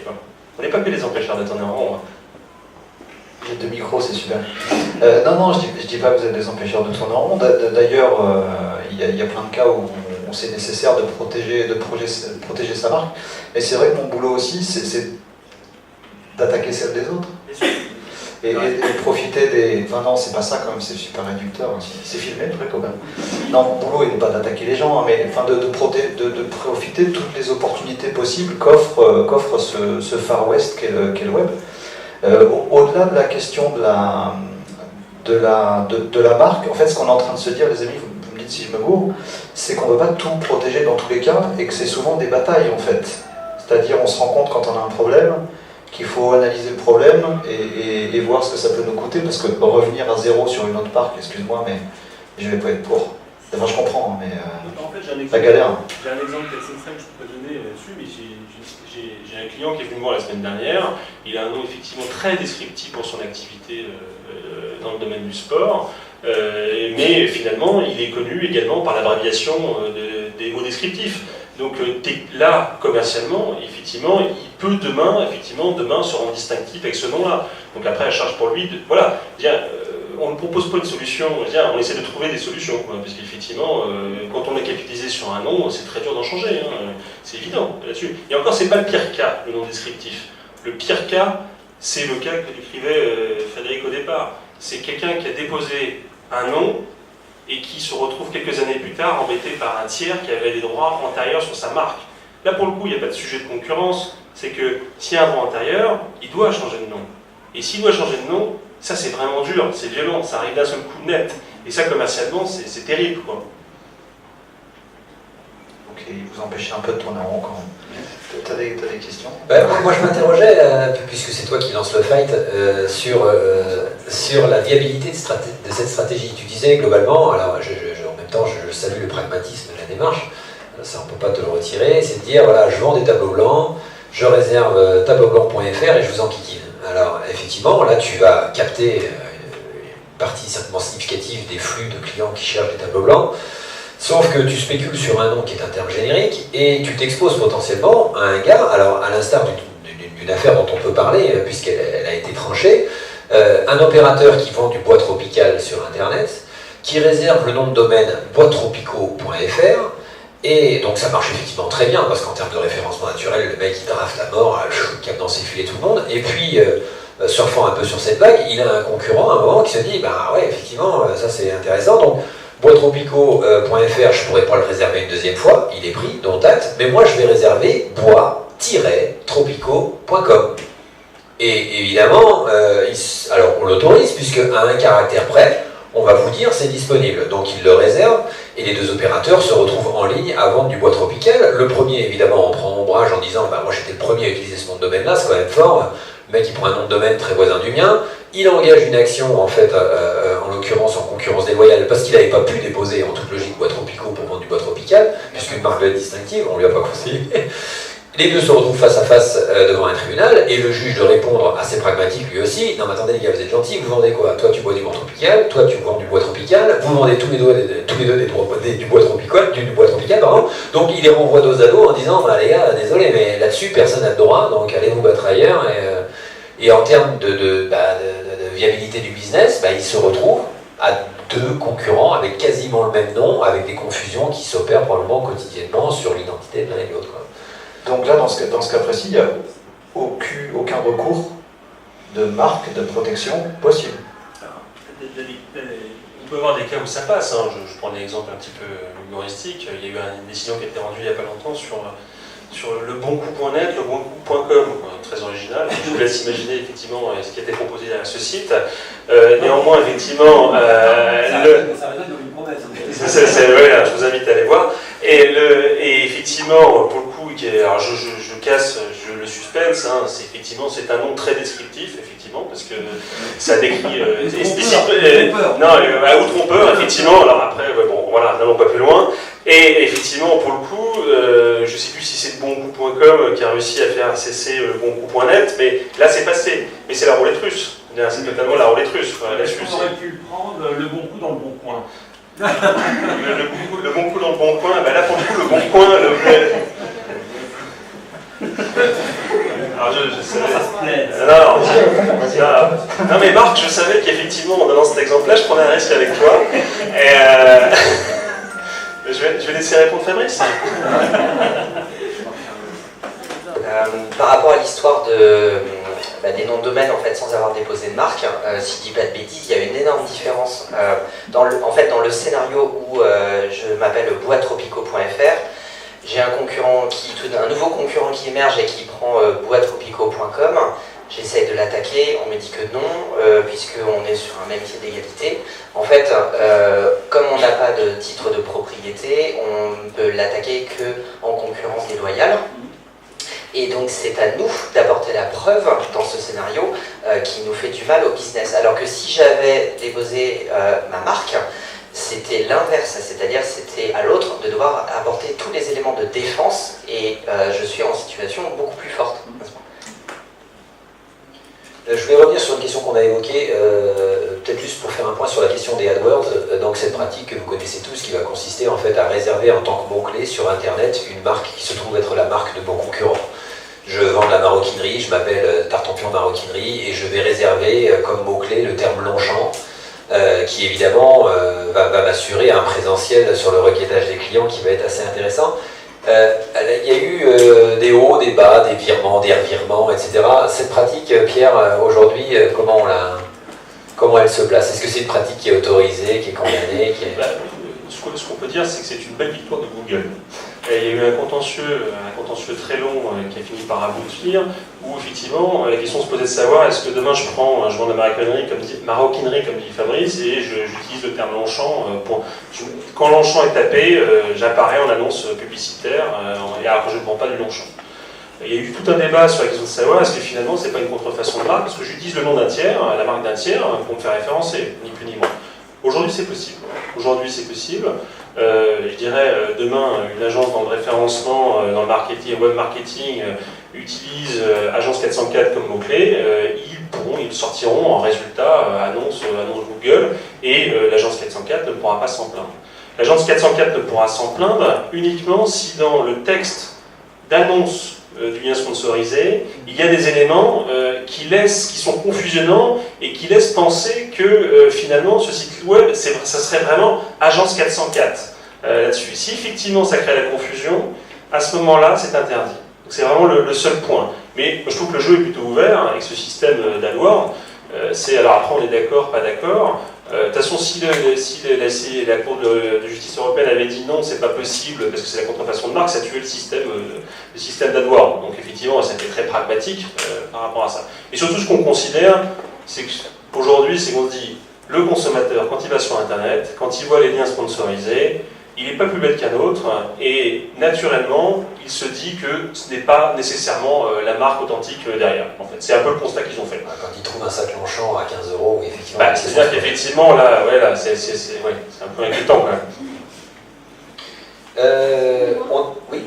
J'ai une question par rapport au nom. Là, on parlait des noms de marques et changer le nom. On a le cas récemment des TGV qui s'appellent désormais Inouï. Est-ce que c'est parce que TGV ça veut dire transport grande vitesse et du coup ça a été considéré comme trop proche de son activité et qu'ils ont dû le changer, ou est-ce que c'est une idée stratégique qui a permis de... C'est à cause de Fred, je pense. C'est la com, non? Parce que TGV, très grande vitesse, c'était une idée de l'agence 404. Ça y ressemble, ouais, en effet. Merci. Mais du coup, il faudrait allier les deux. Ma parole, c'est inouï, ouais. Mais oui, c'est débile, moi, je trouve. Il semble être très bien. Plusieurs à partager ce point de vue. Sachant que le logo TGV, quand vous le mettez à l'envers, c'est un escargot. Ouais. On l'a Fred, il est pour rien.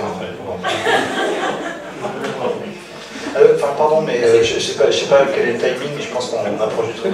Il est 17h presque. Alors, je peux commencer un peu en retard. Ouais, C'était sur les AdWords et en fait sur les stratégies d'acquisition.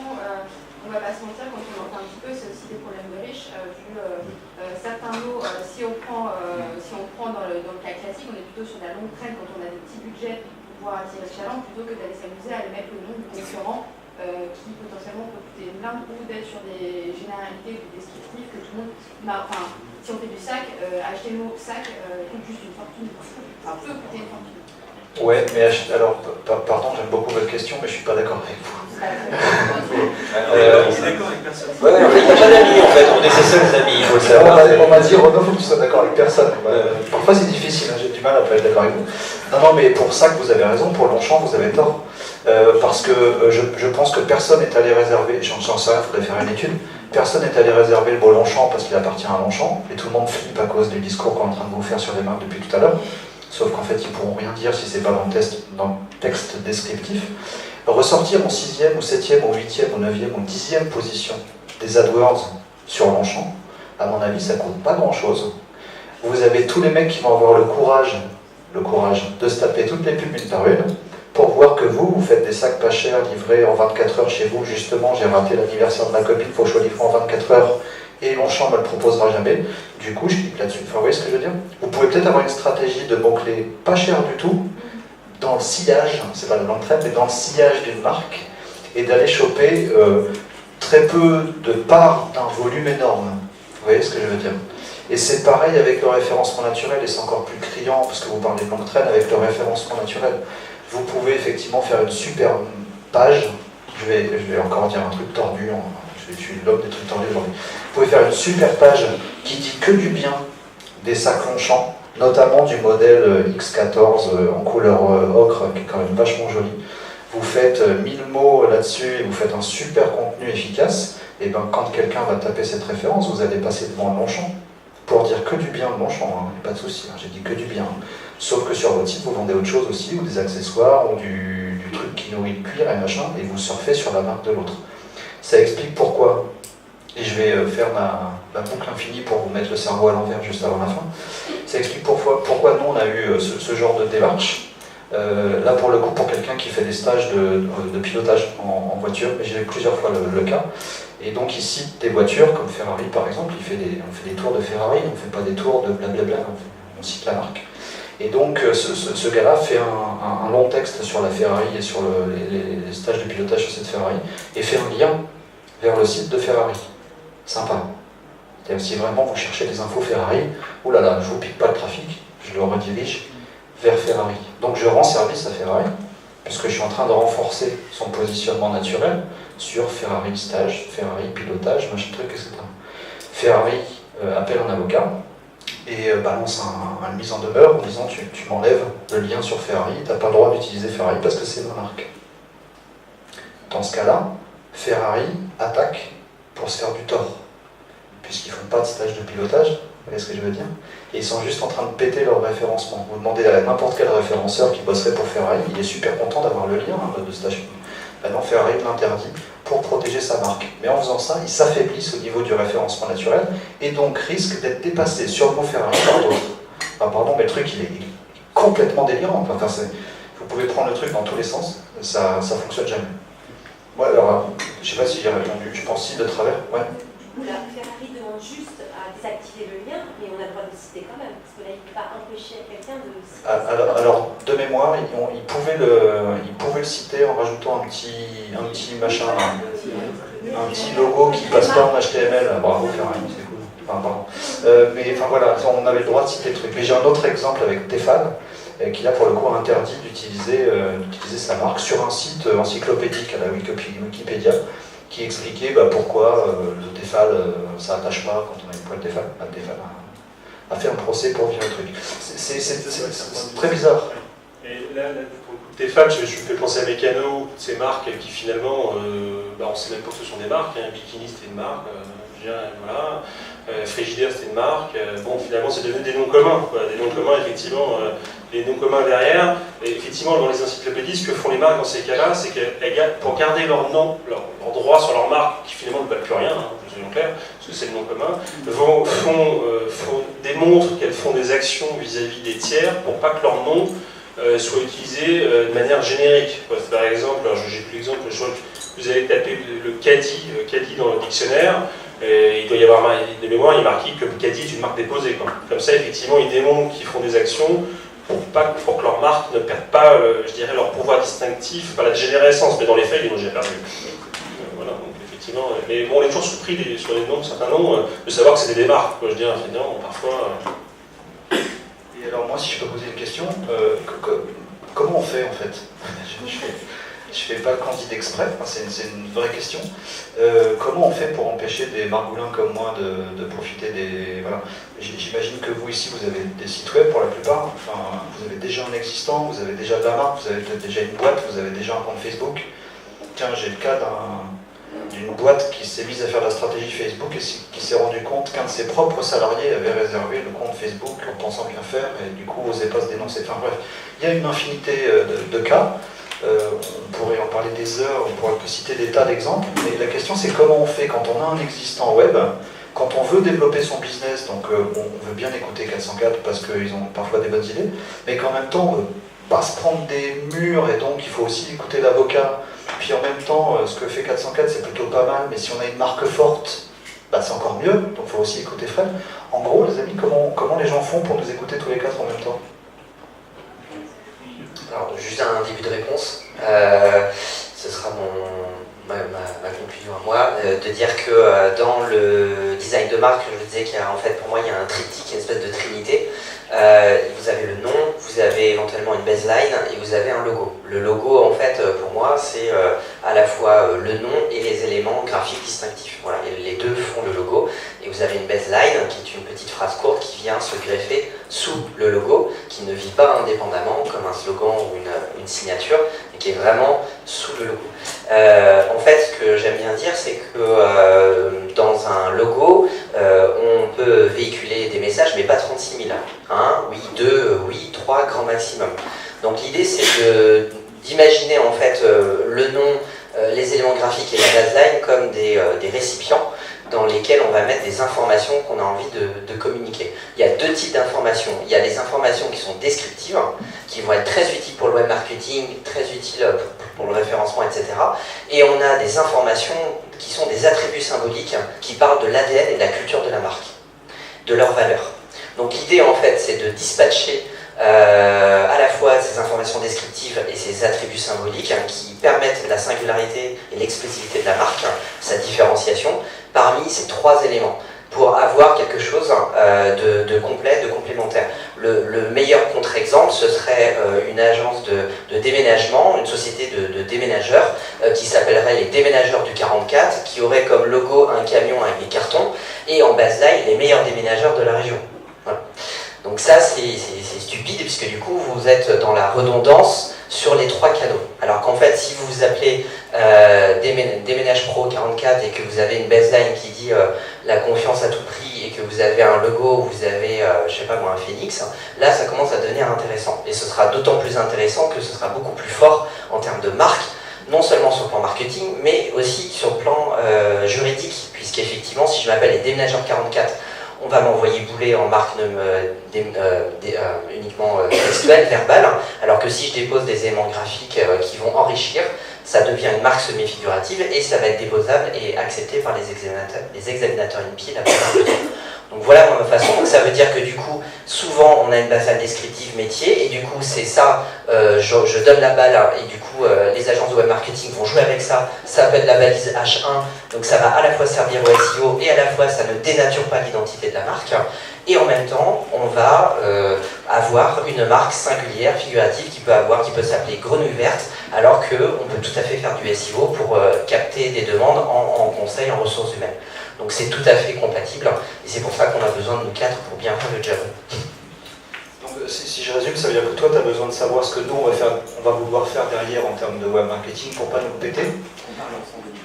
Voilà, que l'on parle ensemble au début, que toi, enfin je le dis pour vous, pardon les amis, qu'effectivement il y a un vrai travail de création de marque, exactement tel que de marque riche, je peux dire ça comme ça, tel que tu viens de le dire. Toi, si tu as besoin, tu sollicites effectivement les amis s'il y a des trucs qui coincent, et après de faire du web marketing, et idem pour moi, si je me retrouve avec des trucs un peu bizarres, il faut que je joigne les avocats, parce que finalement il n'y a que ce seul recours-là. Sur le web, c'est soit on sort des piscotos en SEO pour être plus fort que les journalistes que je vous citais tout à l'heure, soit on s'adresse à toi mais tu peux pas faire grand chose dans ce cas-là, soit on pleure, enfin je sais pas. C'est ça le plan. Moi, il y a vraiment, on parle de complémentarité, mais il y a vraiment un sujet, on l'a pas trop évoqué, mais on est dans l'image de marque sur le web, c'est l'e-réputation. Aujourd'hui, moi vu de ma lorgnette en tant qu'avocat, les demandes que j'ai de plus en plus sont liées à l'e-réputation. C'est-à-dire qu'en fait, c'est la profession libérale, le dentiste, le médecin qui va venir taper à ma porte pour me dire écoutez, je suis embêté, j'ai des avis sur Google, j'ai rien demandé. On est en train de dire, je suis avec 3 associés, et on est en train de dire que super cabinet dentiste, mais par contre, il y en a un seul qu'il faut éviter, c'est moi. Donc ça pose problème au niveau des avis Google. Où on va raconter des histoires sur de la patientèle qui vont être des trucs. Le médecin, il fait ce qu'il peut, il a une obligation de moyens, mais on va raconter des histoires qui font très mal et qui décrédibilisent énormément les gens par rapport à ça. Où effectivement, il y a la société, on tape son nom, et puis naturellement, il est associé escroc-voleur. Voilà. Donc tout ça, c'est effectivement, c'est le quotidien, je veux dire, c'est vraiment le quotidien. Aujourd'hui, là-dessus... Ouais. Voilà, mais justement, c'est toute la complémentarité par rapport à ça, où je pense des exemples de camping, où il y a après un week-end de 3 jours, il y a un fou furieux qui n'a pas été content du camping et qui va faire un avis. Alors, il y a un fond de vérité, toujours, mais qui va écrire un truc abominable sur le camping et qui va faire que ça va être le premier avis qui va sortir. Alors moi, on vient me voir, on me dit, écoutez, maître, c'est pas normal, c'est diffamatoire, c'est injurieux, il faut se débrouiller, il faut faire quelque chose là-dessus. Alors, je vais être très clair avec vous, le juridique, c'est pas la seule solution sur ce type de sujet. Pourquoi? Première raison, parce qu'effectivement, déjà le premier sujet, c'est qu'il faut que les interlocuteurs en face réagissent et effectuent les retraits. Et des gens, par exemple, comme Google aujourd'hui, vous avez beau leur signifier tous les contenus diffamatoires au juriste de la Terre, ils ne vont jamais obtempérer à votre mise en demeure. En l'état, aujourd'hui, c'est comme ça. Facebook, ils finiront par obtempérer. TripAdvisor, ils finiront par obtempérer. Il y en a qui ne vont pas obtempérer. Quelle est la problématique derrière? C'est qu'on est dans des sujets où il y a des délais qui courent. En diffamation, injure, ça peut être anxiogène, mais c'est 3 mois. À partir de la première publication, 3 mois. Si vous n'avez rien fait, pas d'action dans les 3 mois, c'est prescrit, vous ne pouvez plus rien faire. Moi, mes clients, quand ils viennent me voir, une fois sur 2, les 3 mois, ça fait longtemps qu'ils sont expirés. Donc la solution juridique, finalement, elle n'est plus là. Ou elle peut être encore là, mais le délai est très court. D'où la complémentarité, effectivement, avec les questions de référencement, de contenu, ainsi de suite, tout ça. Et le biais technique, en fait, il est juste fondamental dans l'e-réputation. Il est fondamental pour essayer d'aller éteindre le feu. Je vous parlais, on en parlait il y a 2 jours, tu me disais, mais on peut quasiment resetter tous les avis sur Google de manière à ce qu'il n'y ait plus d'avis. On perd tous ces avis, mais en même temps, on perd ceux qui sont vraiment gênants. C'est pas du juridique, c'est du technique par rapport à ça. On peut faire des campagnes qui font déréférencer des choses. Voilà, tout ça, c'est une complémentarité, effectivement, et c'est vraiment important. Et surtout, il faut se rendre compte qu'on a un problème d'e-réputation sur Internet. Parce que souvent, les gens ne se rendent pas compte. Parce que le problème d'e-réputation, il va se retrouver à la page 7 de Google, où personne ne va. Sauf qu'en fait, un jour, il se retrouve à la page 1. Alors, pour le coup, pour l'enlever de la page 1, c'est coton, quoi. Voilà, donc là-dessus, faire attention. Juste ma conclusion. Je suis ok avec ça, donc en gros, c'est tout le voir. Ouais, mais non, mais arrêtez, je peux craquer à la fin, j'ai le droit. C'est encore enregistré. Non, mais effectivement, il faut donc réfléchir au truc en amont, et ce que vous êtes en train de dire, mais j'ai l'impression que c'est vous qui êtes d'accord avec moi, les amis.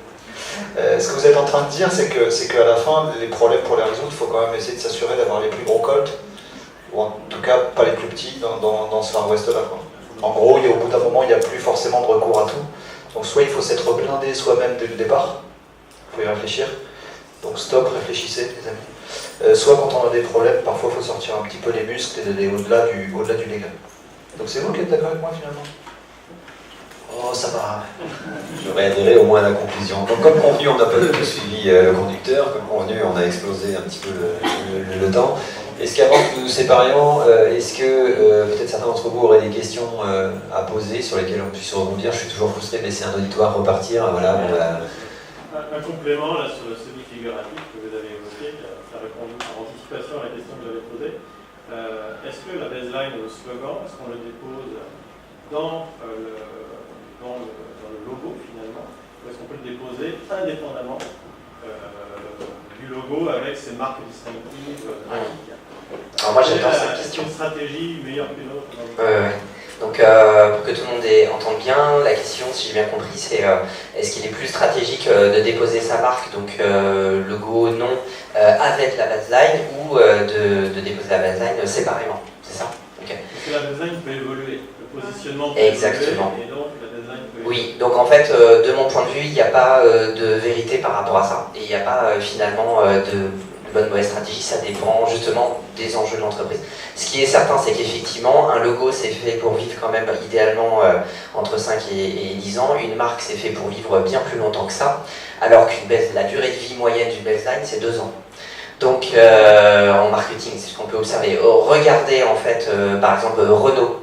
Le nombre de fois où Renault a changé de baseline en fait ces 5 dernières années. Donc du coup, par anticipation, la logique voudrait que effectivement il vaut mieux séparer. Alors là par contre, il y a quelque chose d'intéressant, c'est que oui, à condition que on ait quand même un logo et qu'on ait des éléments graphiques distinctifs pour qu'au niveau du nom, on ait quand même une marque forte. Ensuite, la baseline du coup elle-même fait l'objet d'un dépôt de marque, donc, et c'est là en fait où mes clients ils grassent un peu en termes de budget, parce que quand en fait on commence à travailler ensemble sur leur nom, très vite on parle de la baseline et à un moment donné ça fait un peu mal, mais je leur dis vous savez, idéalement tout ce qu'on est en train de faire là pour le nom, il faut qu'on le fasse pour la baseline. Donc ça veut dire créativité, marketing, juridique, et on paye les taxes, on paye l'avocat, on paye moi, on dépose la marque, etc. Sauf que si on le fait, on est extrêmement puissant. Donc c'est plutôt ça la stratégie. Il y a une autre aussi raison à l'intérêt de dissocier, c'est quand on fait de l'export ou de l'international, où en fait la baseline va être traduite, alors que le nom lui ne va pas l'être. Donc c'est opportun en fait d'avoir la baseline déposée sur le bon pays à chaque fois. Et Renaud va dire le contraire ou pas là? Non, juste dans ton exemple, Frédéric, des ménages 44, comment vous le déposez, parce que c'est justement descriptif. Parce qu'en fait, tu vas mettre un phénix avec un arc-en-ciel et que les examinateurs vont considérer que le nom générique mais associé à un élément distinctif très net, sur plan graphique, fait que la marque sera vraiment distinctive. Mais déménager 44 va rester quelque chose de très faible, c'est-à-dire qu'effectivement, il faut pas qu'il y ait mal entendu. C'est qu'effectivement, la marque en tant que telle, elle est acceptée dans sa globalité parce qu'il y a des éléments figuratifs. Mais le déménager 44, ça va être difficile d'empêcher quelqu'un d'utiliser déménager 44. C'est-à-dire que, en fait. On dépose bien en 2 fois, on dépose le nom, si on peut déposer un logo ensemble. Non, ensemble. En fait, le truc, c'est que chaque fois que vous déposez une marque à l'INPI, l'INPI va se poser la question de savoir est-ce que le signe déposé, qu'il s'agisse notamment quand il s'agit d'un mot, est-ce que ce mot a un sens au regard des produits en question. J'ai une anecdote à ce sujet, j'interviens dans certaines écoles et j'ai eu une anecdote auprès d'étudiants de l'ESCA, donc des étudiants qui sont en entrepreneuriat, et peut-être plutôt bien faites. Et vous savez comment sont les étudiants, ils sont devant vous, ils ont un PC en fait devant eux, alors ça c'est un peu le mal du 21e siècle, je ne savais pas trop si vous écoutez, s'ils répondent à leur mail, bref. Et à un moment, rebondissant sur mes remarques, il y a un étudiant qui me dit ok, marque distinctive, ok, j'entends bien, mais à votre avis, monsieur Vier, est-ce qu'il est possible de déposer la marque Brasserie Angevine? Alors je dis, bah écoutez, ça dépend. Si le gars il vend des tomates et des carottes, a priori c'est possible. Si en revanche, on peut l'imaginer, il est brasseur ou il vend de la bière à Angers, ça va être compliqué. Et le gars rebondit là-dessus parce qu'en fait, sans le savoir, il était sur la base des marques de l'INPI. Il me dit, bah, je vous signale qu'il y a 2 marques Brasserie Angevine qui sont déposées. Alors je dis, bah, voilà un excellent cas de figure. On prend son PC, on diffuse des images à l'écran. La première marque Brasserie Angevine est une marque purement verbale. D'accord? Sauf que, donc a priori, on serait tenté de dire pas distinctive. Sauf que pour apprécier la distinctivité, vous devez regarder précisément pour quelle typologie de produits et services cette marque a été déposée. Lorsqu'on se livre un exercice, on constate qu'il y a une liste pléthorique de produits et de services, mais il n'y a pas de bière et il n'y a pas de service de brasserie. Alors vous allez me dire, c'est quoi l'intérêt de déposer une marque Brasserie Angevine pour tout sauf de la bière et une brasserie? C'est une vraie question. Il y a une deuxième marque, Brasserie Angevine, qui cette fois est affublé d'un logo qui représente en fait le château d'Angers, avec des couleurs, avec une typographie, un lettrage particulier. Et là, lorsque l'INPI reçoit une marque comme ça, il va prendre en compte la complétude des éléments qui composent la marque. Et il va dire, ok, sur Brasserie Angevine, en considérant en tant que terme, terme signifiant, ça c'est pas distinctif, mais toutes les fioritures qu'il y a autour, elles sont bel et bien là, on doit en tenir compte, et elles viennent finalement conférer à cette marque un tout petit peu de caractère distinctif. Quand on regarde la liste des produits et services, on se rend compte là que Brasserie Angevine, marque semi-figurative, est déposée pour des services de brasserie et pour des services et pour de la bière. Mais c'est l'arbre qui cache la forêt, parce qu'en fait, quelle protection cette marque confère-t-elle à son propriétaire? La seule raison qui a légitimé son enregistrement, c'est la cosmétique. Sur le terme Brasserie Angevine en tant que tel, l'intéressé ne peut espérer la moindre protection tant qu'il s'agit pour lui de vendre de la bière ou de mettre en œuvre des services de brasserie. Ce qui fait que si un concurrent s'installe avec le nom Brasserie Angevine ou Brasserie d'Angers ou un truc qui gravite autour, S'il vient essayer de lui mettre un coup de massue sur la tête avec sa marque, le juge va dire « Ok, le seul point commun entre vos marques à l'un et à l'autre, c'est Brasserie Angevine, qui, au regard des produits dont nous parlons, c'est-à-dire de la bière ou des services de brasserie, ces termes-là ne sont pas distinctifs, donc vous n'avez sur ces termes-là, en tant que tels, aucune protection. Ce qui veut dire que cette marque a une protection limitée uniquement contre les reprises strictement identiques, avec les mêmes couleurs, avec le même logo, etc. etc. Mais pour les gens qui ne sont pas initiés à la question des marques, ben, ça crée une espèce d'écran de fumée. Et finalement, c'est bien ça aussi la propriété industrielle, c'est de faire de la dissuasion et d'essayer de croire à qui veut bien l'entendre qu'il ne sera plus possible désormais d'utiliser Brasserie Angevine quand on est brasseur à Angers, quoi. Une bonne bière, hein, c'est l'heure. C'est l'heure, oui. Il y avait... Alors, vous avez parlé des rangs sur Google avec des avis. J'ai un cas pratique. Il se trouve que ma société appart régulièrement des avis. Et un jour, on s'est retrouvé avec une seule étoile en 30 secondes d'intervalle. Et juste un pseudonyme. On s'est rendu compte également, en allant sur le site d'un de nos concurrents, que, comme de par hasard, sur ce concurrent, il est même pseudo avec 5 étoiles. Quelle est la réaction appropriée à avoir? Alors, est-ce que c'est les dénoncer avec un slap en disant « Oh là là, concurrence déloyale, pour faire du marketing et susciter du buzz », est-ce que c'est être puéril et faire la même chose de l'autre côté, créer un faux compte et baisser leur stats en mettant un point? Ou est-ce que c'est tout bêtement solliciter tous ces employés pour qu'ils mettent 5 étoiles pour rehausser les stats au même niveau que c'était avant? Je pense que vous voyez le mal partout, c'est un hasard. Non, ça arrive très très souvent. Alors, parmi les... Les gens qui font non, je suis pas... Non, combien de bidons. Parmi les réponses que vous avez citées, pour répondre rapidement à votre question, je vous invite à faire tout ce que vous avez dit. Ouais. D'accord. C'est bon, la société. Je vais juste... Non, mais pour savoir comment vous pourrez répondre autrement. Ouais. Il y a juste une chose auquel il faut faire attention quand même, c'est que les faux avis c'est répréhensible, les faux avis. Donc à partir du moment où vous dites que vous faites faire les avis par toute votre équipe, tous vos salariés, ça sera potentiellement des faux avis en fait, des faux positifs. Et les faux positifs, non mais disons-le, les faux positifs effectivement sont interdits, vous ne pouvez pas les faire. Si vous avez le malheur d'être la société qui se fait contrôler par la DGCCRF, et qui sont en capacité de montrer qu'effectivement ce sont des faux avis, vous aurez un problème. Soyons clairs là-dessus. Donc il faut pondérer avec ça. Alors effectivement, je suis l'empêcheur de tourner en rond, hein, évidemment.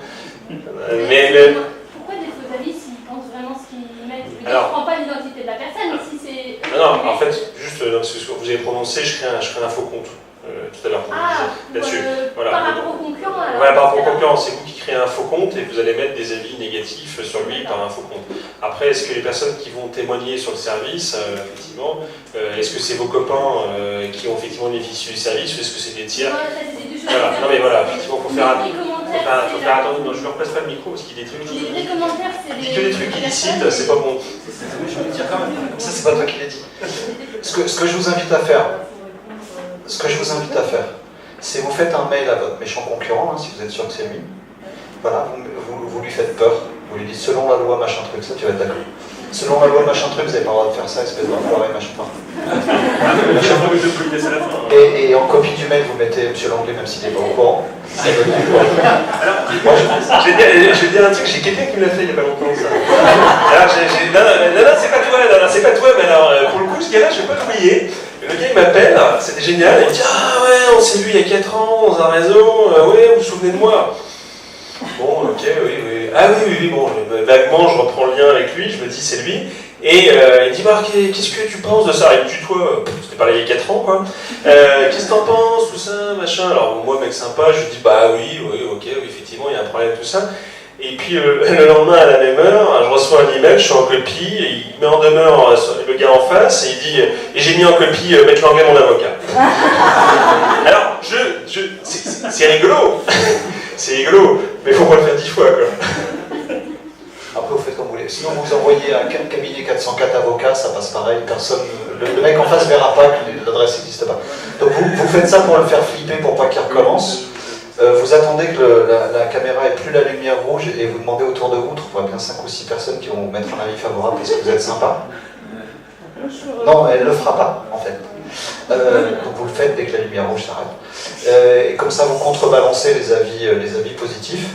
Et après, vous faites comme vous voulez si vous avez envie de l'embêter pour rétablir un petit peu la justice. Mais encore une fois, je suis encore dans mon histoire de Far West avec les gros flingues. Il y a un moment...